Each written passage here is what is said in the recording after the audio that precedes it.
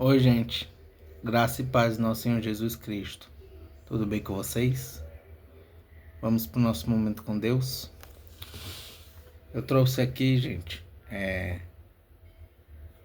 uma oração para compartilhar com vocês. O nome dessa oração é Dai-me nova vida. E a oração diz assim: Senhor, sou grato por teu amor que me alcançou e me chamou para uma nova forma de viver. Obrigado por Jesus, que me deu acesso ao teu reino e me ensinou que viver contigo é muito mais do que seguir regras, mas uma transformação de dentro para fora. Quero, dia após dia, viver essa nova vida que o Senhor me oferece, deixando para trás aquilo que não te glorifica. Ajuda-me a entender que o reino de Deus não é feito apenas de palavras, mas de atitudes moldadas por amor, justiça e misericórdia. Que eu não viva apenas para mim mesmo, mas que eu esteja atento à tua voz, mesmo nas coisas simples do cotidiano. Ensina-me a buscar primeiro o teu reino e a tua justiça, confiando que o Senhor cuidará de todas as outras coisas. Pai, renova minha mente e coração, para que eu não me conforme com os padrões deste mundo, mas seja transformado pela tua verdade. Que a cada dia eu reflita mais o caráter de Cristo nas minhas escolhas, relacionamentos e pensamentos. Que eu seja a luz onde houver escuridão, para trazer novo sabor. Faz de mim um instrumento do teu amor. Fortalece-me nos momentos difíceis, quando parecer mais fácil voltar à antiga forma de viver. Lembra meu coração que fui chamado para algo maior, que eu nunca perca a esperança de que em ti há sempre recomeço, que eu não viva por aparência, mas por convicção, que a minha vida, mesmo em silêncio, proclame que sou teu e que pertenço ao teu reino. Obrigado, Senhor, por me chamar para viver o extraordinário no meio do comum. Que minha fé não fique apenas nos cultos ou momentos espirituais, mas transborde nos meus dias, nos meus relacionamentos e nas minhas escolhas. Que o teu reino comece em mim e se espalhe através de mim, em nome de Jesus. Amém. Amém. Vamos para o devocional de Spurgeon. O devocional de hoje é referente a 1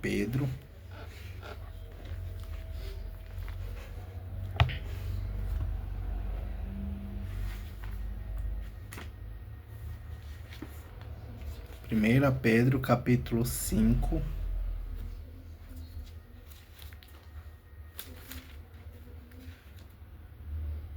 versículo 10.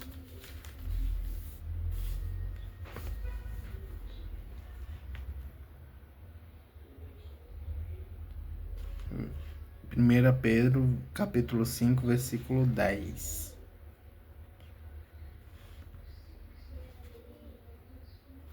Vamos ler do 9 até o 11. Versículo 9 até o 11.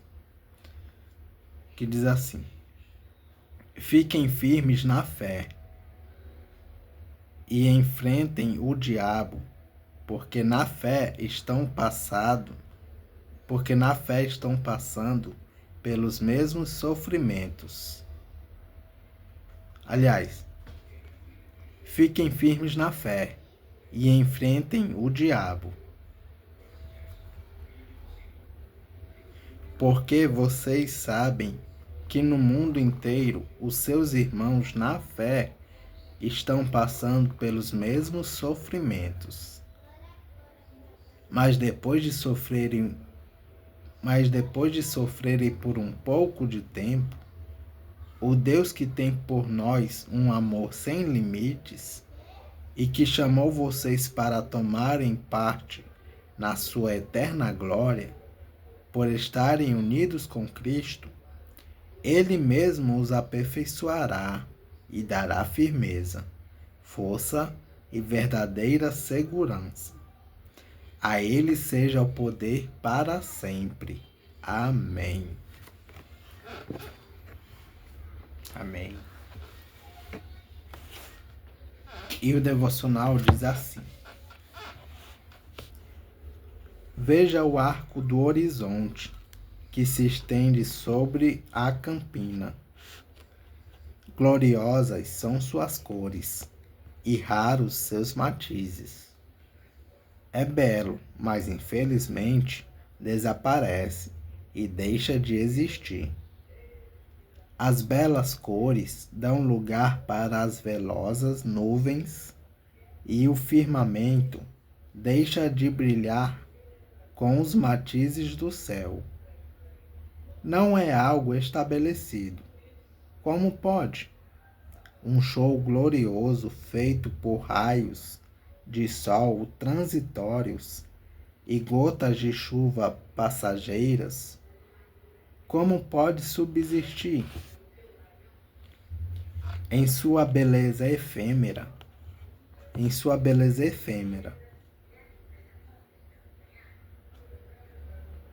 Como pode subsistir? As graças do caráter cristão não devem assemelhar-se ao arco-íris em sua beleza efêmera, mas ao contrário, devem ser estabelecidas, determinadas e duradouras. Busque, ó cristão, que tudo de bom que tenha possa ser algo duradouro. Que seu caráter não seja algo escrito na areia, mas uma inscrição na rocha. Que sua fé não seja infundada, estrutura de uma visão, mas que possa ser construída de material qualificado para suportar o terrível fogo que consumirá a madeira, o feno e a palha daquele que é hipócrita. Que você esteja enraizado e fundamentado no amor. Que suas convicções sejam profundas, seu amor real, seus desejos fervorosos. Que toda a sua vida seja tão firme e estabelecida que todas as rajadas do inferno e todas as tempestades da terra nunca sejam capazes de eliminá-lo. Mas perceba como esta bênção de ser firmado na fé é conquistada. As palavras do apóstolo nos apontam para o sofrimento como sendo o meio empregado. Depois de ter sofrido por um pouco, é desnecessário esperar que estejamos bem enraizados se ventos fortes não passarem por nós. Esses antigos nós ser torcidos na raiz do carvalho e essas sinuosidades dos galhos. Todas falam das muitas tempestades que o assolaram, e são também indicadores da profundeza em que as raízes se arraigaram. Então, o cristão é fortificado e firmemente enraizado por todas as provas e tempestades da vida. Não recue, então, diante dos tempestuosos ventos da tribulação, mas encoraje-se, crendo que pela dura disciplina desses ventos, Deus está cumprindo essa graça para você. Amém. Vamos para a leitura em Jó.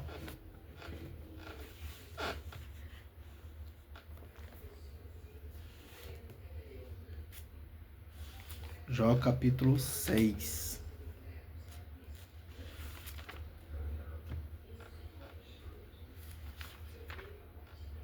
Jó capítulo 6.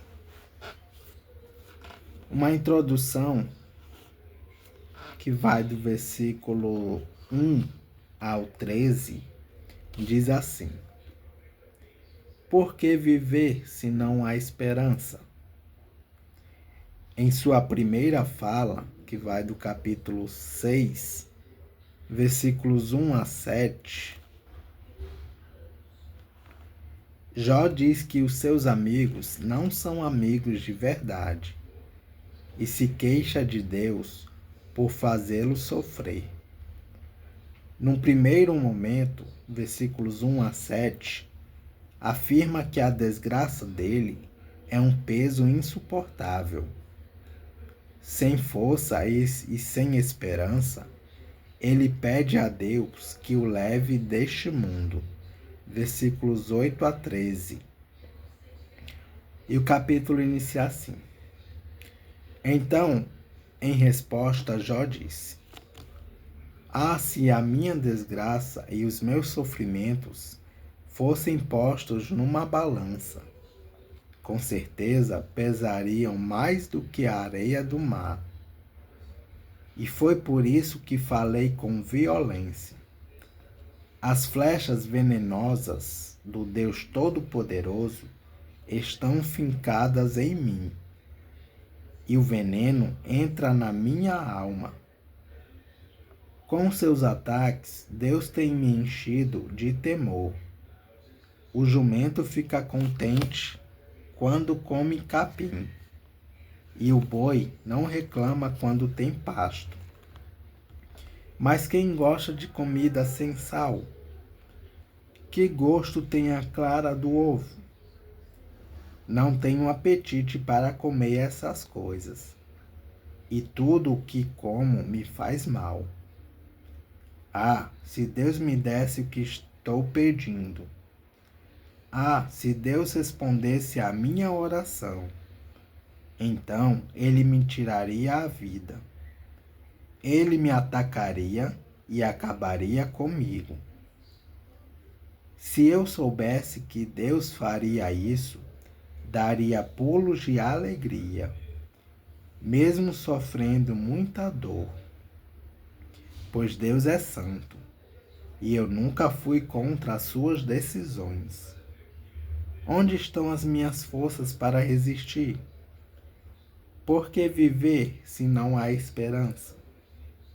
Será que sou forte como a pedra? Será que o meu corpo é de bronze?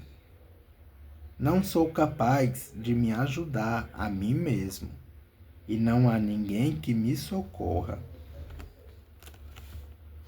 Uma introdução que vai do versículo 14 ao 30, diz assim: Meus amigos me desapontaram. Jó se queixa dos seus amigos, que o têm desapontado. Versículos 14 a 23. e acusado por eles, insiste em que não é culpado.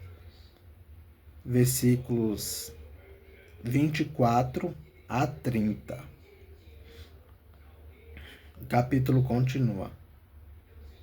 Uma pessoa desesperada merece a compaixão dos seus amigos, mesmo que tenha deixado de temer ao Deus Todo-Poderoso.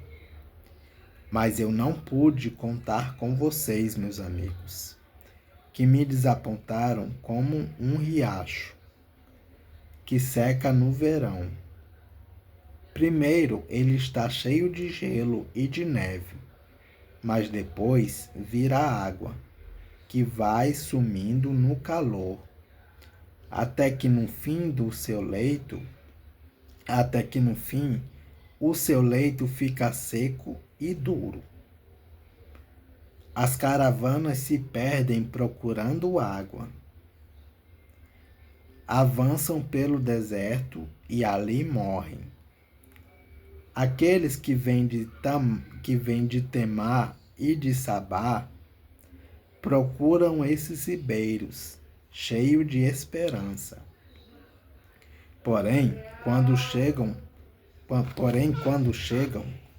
todos ficam desapontados. E a sua esperança morre ali. Vocês são como esses ribeirões. Vocês veem a minha miséria e ficam com medo.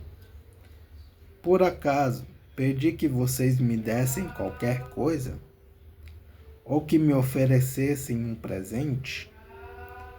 Será que pedi que me salvassem de um inimigo ou que me livrassem das mãos dos bandidos? Não me condenem. Ensinem-me que eu ficarei calado.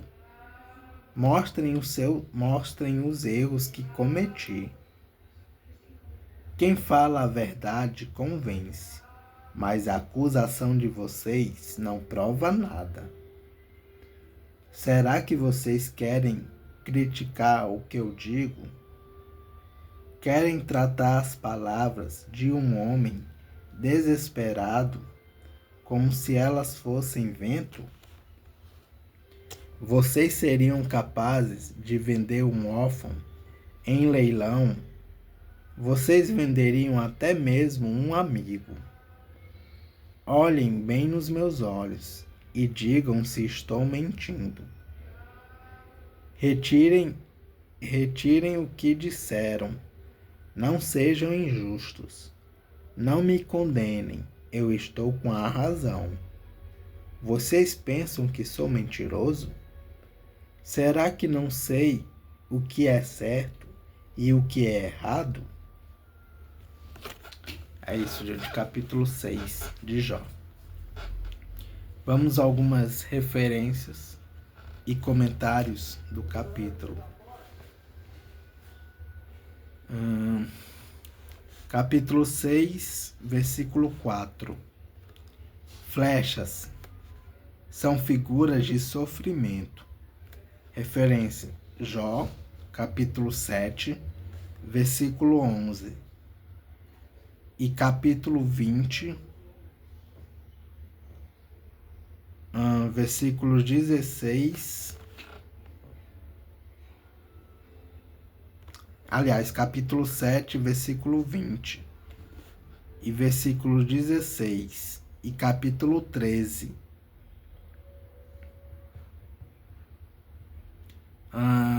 Salmos 38, versículo 2. E Lamentações, capítulo 3, versículos 12 e 13. Ataques. Referência: Salmo 88, versículo 16. Capítulo 6, versículo 6 de Jó. Quem gosta de comida sem sal? Jó pode estar falando sobre o consolo que os amigos não foram capazes de lhe trazer. Isto é, reclama que eles não lhe trouxeram nada, e aquilo que ainda trouxeram é comida sem sal. Mas parece que ele está simplesmente se queixando da perda da saúde, das riquezas e da família. Capítulo 6, versículo 8. O que estou pedindo? A morte já pedida anteriormente, no capítulo 3. Capítulo 6, versículo 14. Uma pessoa todo-poderoso. Este versículo também pode ser traduzido assim: recusar a compaixão a um amigo é abandonar o temor ao Deus Todo-Poderoso. Capítulo 6, versículo 15. Riacho que seca. Na terra de Israel há correntes de águas que secam no verão, quando faltam chuvas ou neve derretida. Referência a Jó, capítulo 14, versículo 11. Essas correntes são uma figura que significa ações ou atitudes que decepcionam. Referência: Jeremias, capítulo 15, versículo 18. Capítulo 6, versículo 19. Temar. Parece referir-se a uma cidade oásis que ficava sudeste da extremidade do Golfo de Acaba. Referência: Isaías, capítulo 21, versículo 14. E Jeremias, capítulo 25, versículos 19 a 26. Seba, uma região que ficava situada, provavelmente, no sudoeste da Arábia. Referências: 1 Reis, capítulo 10, versículo 1. Isaías, capítulo 60, versículo 6. E Ezequiel, capítulo 27, versículo 22.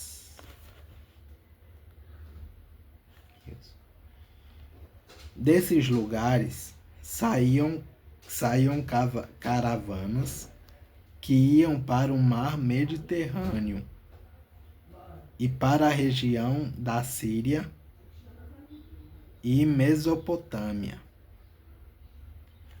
Capítulo 6, versículo 24. Erros. Aqui quer dizer pecados cometidos sem querer. Referência: Levítico, capítulo 4, versículo 13. Jó admite que pode ter cometido esse tipo de pecado, mas não aceita a acusação de ter pecado por vontade própria, nem de ter mentido.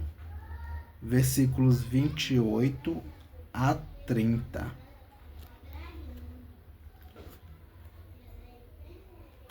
Capítulo 6, versículo 26.